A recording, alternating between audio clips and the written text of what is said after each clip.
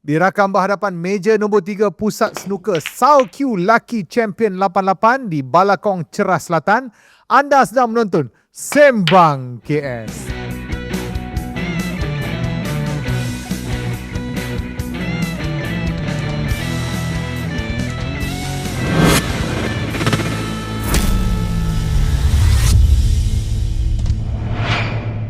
Hai, Assalamualaikum dan salam sejahtera. Anda sedang menonton episod ke-9 Sembang KS, satu rancangan bual bicara mengenai isu-isu semasa yang melibatkan politik, ekonomi dan hiburan. Sebelum saya mulakan rancangan kita ini, kami ada satu pengumuman khas ya. Seperti mana yang kita sebut tadi, kami sedang bersiaran dari meja nombor 3 Pusat Snooker SAOQ Lucky Champion 88 di Balakong Cerah Selatan. Sekiranya anda ingin menonton siaran perlawanan akhir Piala Tahunan Kelab Sukan Bilet Balakong di antara Aheng Alias Kepong King dan Fong Fei Ke dari Jalan Kelang Lama, anda salah siaran. Salah channel. Perlawanan tu sedang berlangsung di meja nombor 1. Kami ni dekat meja nombor 3. Anda boleh ikuti siaran perlawanan akhir kejuaraan tahunan Kelab Sukan Bilet Balakong di akaun TikTok SAOQ Snooker 88 satu perkataannya SAOQ Snooker 88 atau melalui platform sosial Bigo Live ya di akaun Bigo mereka iaitu SAOQ 88 Betting. Juga satu perkataannya SAOQ 88 Betting di Bigo Live. Kami dimaklumkan di Bigo Live siaran mereka lebih interaktif dan anda boleh juga turut serta. Macam mana nak turut serta tu saya kurang pastilah ya. Dan sekiranya anda bukanlah peminat sukan snooker atau penyokong Aheng maupun Afong Jalan Kelang Lama, maka anda berada di tempat yang betul. Kita nak mulakan episod kita kali ini dengan ucapan selamat Hari Wesak kepada penonton yang menganut agama Buddha. Semoga sambutan Wesak pada tahun ini membawa kedamaian, kesejahteraan dan kebahagiaan yang berpanjangan kepada anda dan keluarga anda. Di kesempatan ini juga kami di Sembang KS ingin merafak sembah dan mengucapkan setinggi-tinggi tahniah sempena Hari Keputeraan Rasmi ke bawah Duli Yang Maha Mulia Seri Paduka Baginda Yang di-Pertuan Agong. Itu dia, Hari Raya Aidiladha, Hari Wesak, Hari Keputeraan, cuti panjang. Sudah tentu meriah pejabat bila ramai masuk semula lepas bercuti dekat seminggu ni. Kerja bertimbun-timbun. Dan bila kita sebut tentang kemeriahan masa cuti panjang, kita mulakan dengan berita terpaling meriah yang berlaku sehari sebelum rakaman ini dibuat, iaitu pengumuman pembubaran sidang Dewan Undangan Negeri Johor. Saya ingin memaklumkan bahawa saya telah menghadap Duli Amat Mulia Tengku Mahkota Ismail Pemangku Sultan Johor pada hari ini 1 Jun 2026. Sehubungan itu, atas titah perkenan Duli Amat Mulia Pemangku Sultan Johor, watikah pembubaran Dewan Negeri Johor Darul Takzim yang ke-15 telah diperkenankan berkuat kuasa pada 1 Jun 2026 iaitu pada hari ini. Pengumuman pembubaran DUN Johor dibuat pada jam 5 petang 1 Jun 2026 dalam satu sidang media yang mana jemputan media hanya dibuat 15 minit sebelum pengumuman itu. Betul-betul tergempar ya sidang media ni. Mungkin inilah yang dikatakan sebagai sidang media serangan hendak. Tahu-tahu je zas bubar. Kita baguslah. Kira je bagi saya baguslah ada notis walaupun 15 minit. Mau kalau di umum masa TikTok live lagi meriah siap ada orang bagi gift lagi kan. Tekan beg kuning. Tak ada. Walaupun urut-urut pembubaran DUN telah pun berkeliaran sepanjang bulan lepas, apa yang membuatkan pengumuman ini mengejutkan ialah laporan beberapa hari sebelumnya telah keluar satu notis pemanggilan sidang DUN khas selama sehari yang dijadualkan pada 22 Jun 2026. Surat atau notis ini juga telah disahkan diterima oleh adun-adun dari Johor khususnya dari UMNO. Jadi kalau notis tu untuk buat sidang DUN khas dah keluar, orang mesti ingat DUN bubar lepas tu kan. Tidak macam mana nak buat sidang kalau Dewan dah bubar, notis kan dah keluar. Rupa-rupanya ini semua mungkinlah merupakan sebahagian dari taktik untuk mengelirukan pihak musuh yang dibawa oleh Menteri Besar Johor Yang Amat Berhormat Dato' On Hafiz Ghazi. Itu dia. Ingat kepada saya kata-kata hikmah ini. If you can convince them, confuse them confidently. Pembubaran ini boleh dikatakan satu bentuk pembubaran yang walaupun tidaklah tergesa-gesa tapi ada sedikit awal. Kerana mengikut kiraan, sidang DUN hanya akan dibubarkan secara automatik pada 21 April 2027. Maksud dia ada masa lagi lah. Boleh disambung sampai ke tahun depan, tak pun sampai ke hujung tahun. Kan, kalau sampai hujung tahun adalah sikit extra gaji tu kan, adu-adu ni. Tapi tak apalah, sempat lagi nak buat loan kereta lagi satu. Keputusan yang dibuat oleh pengerusi perhubungan BN Johor ni boleh dilihat sebagai satu gerakan yang boleh menggugat keharmonian kerjasama di kalangan parti-parti dalam Kerajaan Perpaduan Madani. Memandangkan setakat 26 Mei, 5 hari sebelum pengumuman ini dibuat, dilaporkan Presiden Pakatan Harapan Yang Amat Berhormat Perdana Menteri Datuk Seri Anwar Ibrahim memaklumkan bahawa beliau masih belum lagi bertemu dengan pengerusi BN Datuk Seri Ahmad Zahid Hamidi bagi membincangkan kerjasama untuk menghadapi pilihan raya negeri Johor. Ditambah lagi pula dengan kenyataan-kenyataan panas dari kedua-dua pihak sebab tu persidangan Pakatan Harapan di Johor 2 minggu sebelumnya. Mungkin ini satu bentuk gerakan strategik BN Johor dan mungkin BN Pusat juga terlibat untuk memanggil pilihan raya pada kala kedudukan mereka dilihat paling stabil dan tersusun di kalangan parti-parti dan gabungan politik yang lain. Waktu pengumuman ini dibuat, berlatar belakangkan pergeseran di pihak PH yang sedang menghadapi tempias gerakan Rafizi Ramli dan Nik Nazmi yang keluar parti dan di pihak Perikatan Nasional pula masih lagi tidak berhenti-henti bercakaran sesama sendiri di khalayak ramai walaupun telah dimuktamadkan perlantikan pengerusi PN yang baru. Siapa sangka ya bila orang ramai menyebut tentang keperluan untuk diadakan satu gerakan politik kuasa ketiga, Third Force for Malaysia, rupanya BN yang mengisi ruang kosong tu. Hebat. Barisan Nasional lah Third Force kau ni. Tapi bukanlah kalau hari ni DUN bubar, minggu depan pilihan raya. Masih ada masa lagi untuk bincang, berpakat dan setakat ini apa bentuk pakatan atau perikatan yang ada untuk menghadapi pilihan raya negeri ini masih lagi belum ditetapkan atau dimuktamadkan secara jelas. Cuma yang pasti di sini, saya tak bertanding lah dalam DUN Johor. Sebab saya bukan orang Johor dan saya tak ada duit. Wak Ima kalau Aheng menang pun dalam perlawanan malam ni, kemungkinan besar juga saya tak akan berubah kenyataan ini sebab dia kata paling kuat dia boleh sponsor ialah 20 banner dan 1 PA system untuk kempen saya. Itu pun PA system jalan pasar. Come on lah Aheng! Sebut tentang DUN Johor, satu lagi berita yang muncul sehari sebelum pengumuman ini adalah satu lagi pengumuman yang agak mengejutkan juga datang dari Adun Skudai dari parti DAP. YB Marina Ibrahim melalui akaun media sosialnya mengumumkan bahawa beliau tidak akan mempertahankan kerusi yang disandangnya dan sekaligus akan berundur diri dari arena politik dengan tidak melibatkan diri dalam pilihan raya yang akan datang. Pengunduran ini agak mengejutkan kerana beliau dikatakan antara adun DAP yang dikenali dari Johor.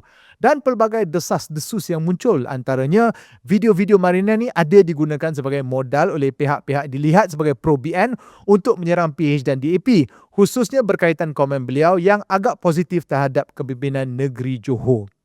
Namun dalam banyak-banyak desas-desus dan kisah yang berkisar tentang pengunduran beliau, kenyataan rasmi yang dikeluarkan pengurusi DAP Johor, YB Teo Ni Ching, telah memberikan penerangannya sedikit jelas dari pihak DAP lah mengenai kemungkinan mengapa beliau mengundur diri.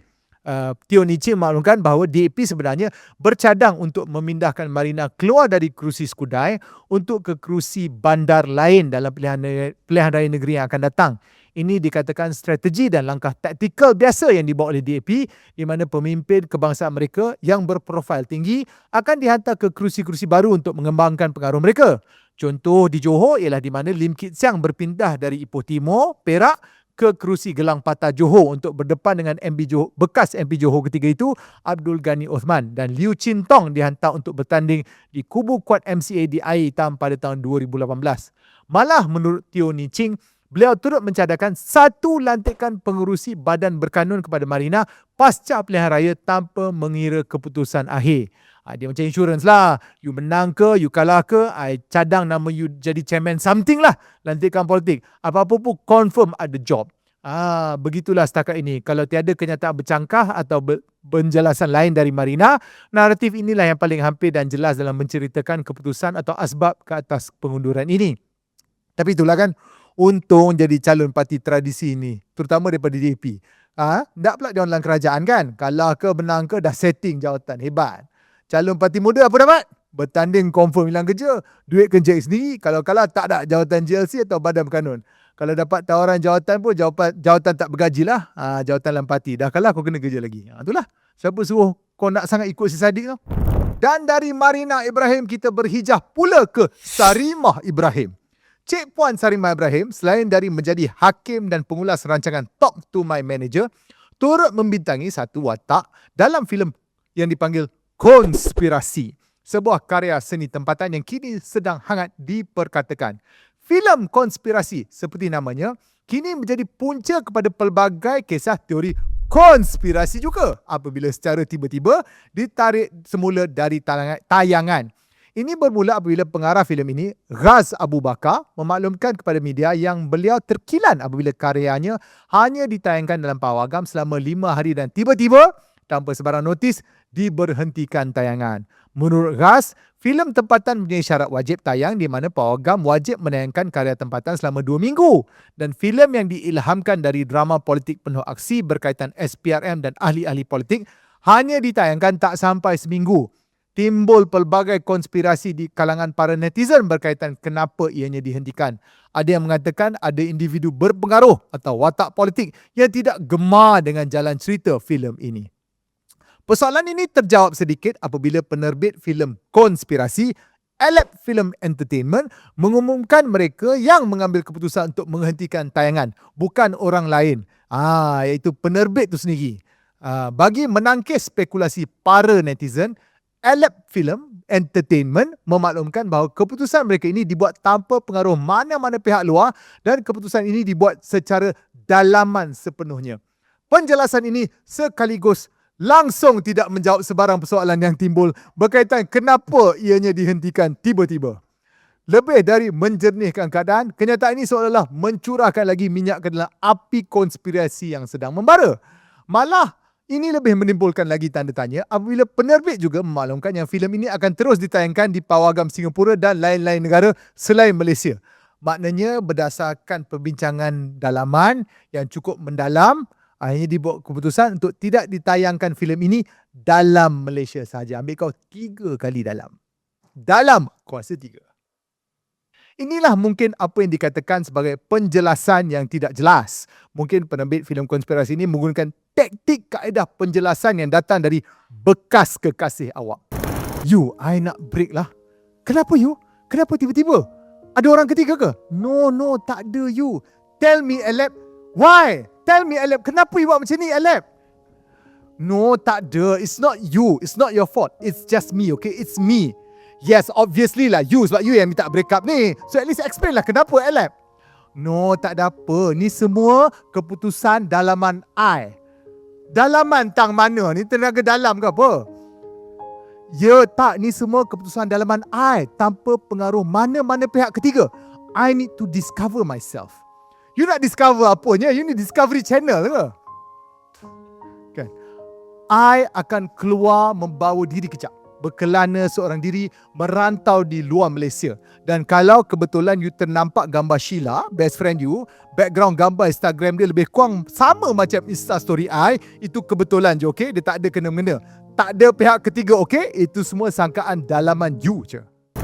Itulah dia drama politik Malaysia yang semakin hari semakin hangat. Mungkin untuk seketika sebelum sembang KSD jadi macam melodi untuk politik, saya nak kita lari sedikit dari isu-isu semasa untuk kita sama-sama pertimbangkan perkara yang berkaitan dasar dan pendirian kerajaan yang akan memberi kesan jangka masa panjang.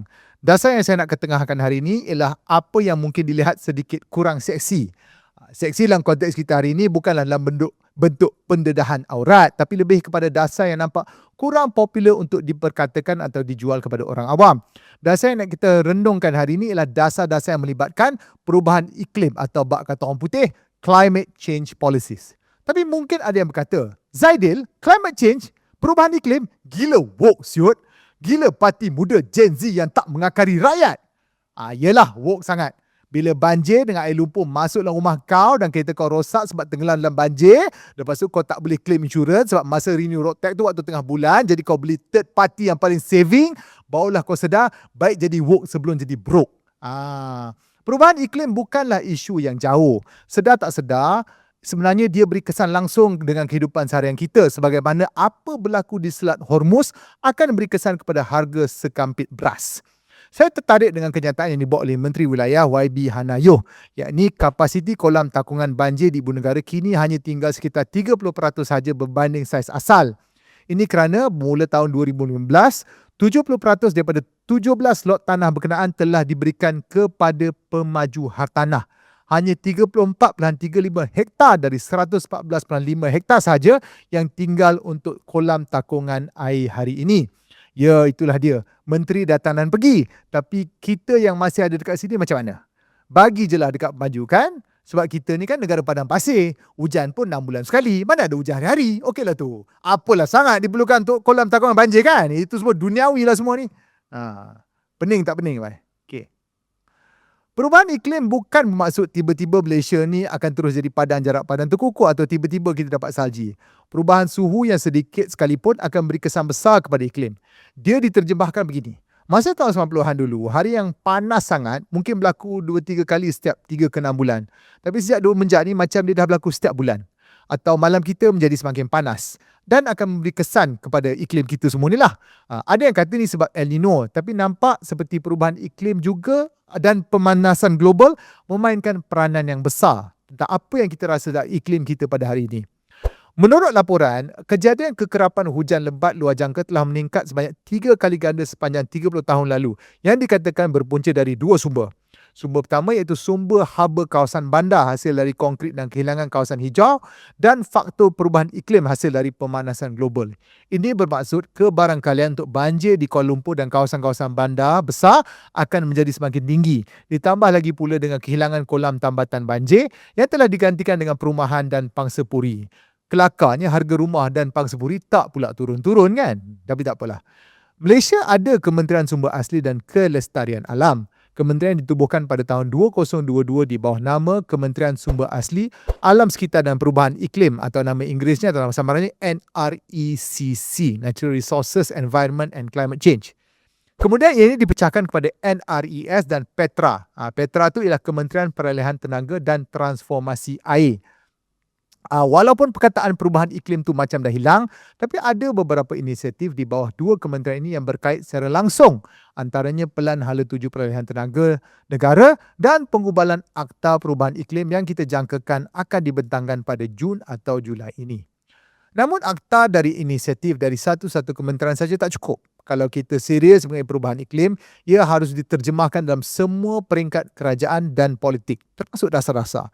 Sebagaimana iklim itu merangkumi semua aspek kehidupan kita, begitu jugalah dengan dasar serta tindakan yang berkaitan. Saya bagi perumpamaan, sebenarnya sedar atau tidak, kehidupan kita banyak berkisar kepada iklim. Keputusan kita hari-hari juga berkisar pada iklim.